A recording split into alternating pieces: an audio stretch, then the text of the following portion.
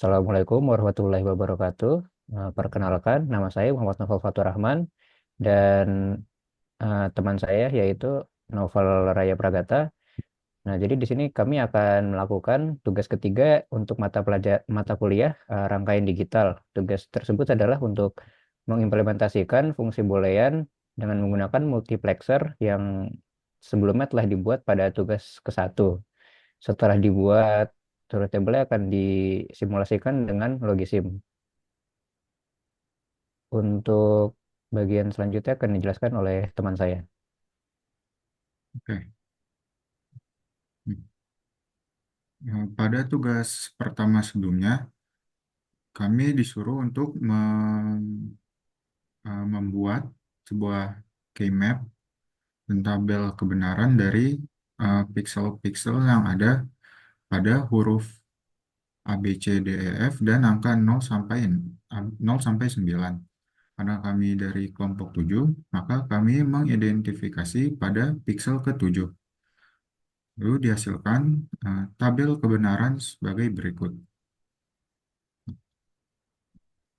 Dari tabel kebenaran ini, kami akan membuat sebuah multiplexernya. Nah, di sini terdapat 4 variabel, yaitu variabel A, B, C, dan D, dan satu output yaitu F. Nah, untuk membuat tabel multiplexernya, kita memilih dulu 3 variabel sebagai selektor.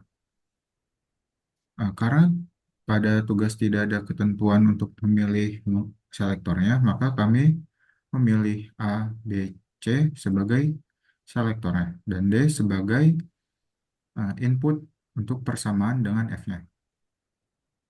Setelah kita memilih selektornya, kita membuat persamaan untuk outputnya.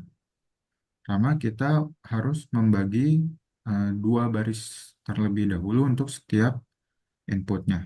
Di sini, karena ada 3 selektor, maka akan menghasilkan 8 output yang kita beri nama dengan I0, I1, sampai I7. Untuk I0, kita lihat di sini, eh, saat D-nya 0, F-nya akan menghasilkan 1. Saat D-nya 1, F-nya akan menghasilkan 0. Maka persamaan pada I0 itu adalah F sama dengan D aksen.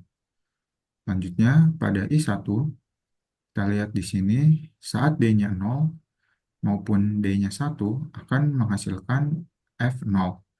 Maka persamaan untuk I1 adalah F sama dengan 0.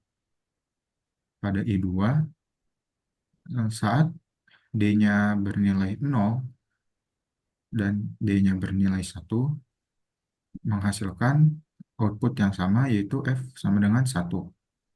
Maka persamaan untuk I2 adalah F sama dengan 1.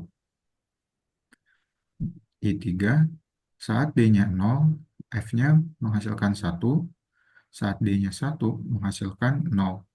Maka persamaan untuk I3 adalah F sama dengan D aksen. Untuk I4, I5, I6, dan I7, kita lihat di sini F-nya menghasilkan 1 semua. Mau saat D-nya 0 ataupun D-nya 1. Maka untuk persamaan I4, I5, I6, dan I7 itu sama, yaitu F sama dengan 1. Selanjutnya, kami akan membuat rangkaian pada logisimnya yang akan dijelaskan oleh rekan saya. Oke, terima kasih Novel karena telah menjelaskan cara membuat truth table-nya. Nah, jadi langkah selanjutnya adalah dengan mengkonversi truth table tersebut ke dalam logisim dan dibuat multiplexernya. Nah, langkah pertama adalah dengan menetapkan dulu variabel-variabel apa yang akan digunakan. Nah, jadi kan tadi sudah dijelaskan ada 3 variabel, yaitu D, 0, dan 1.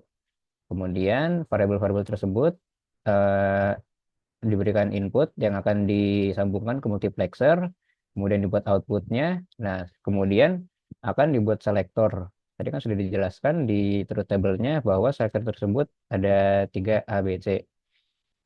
Nah, jadi yang akan dilakukan selanjutnya adalah memberikan contoh dari penjelasan tersebut.